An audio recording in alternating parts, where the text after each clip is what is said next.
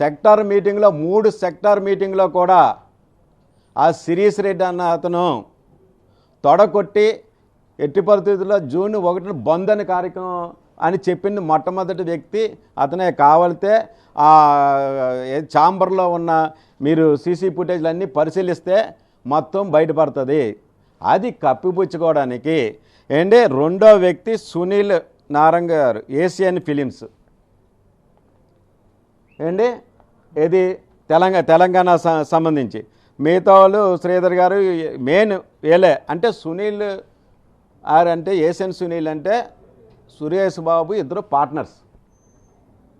వాళ్ళు ముగ్గురు సంబంధించింది చేశారు.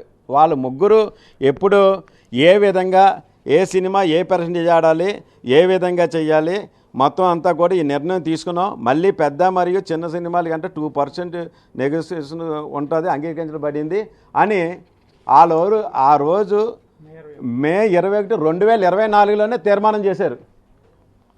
కానీ అది ఎందువల్ల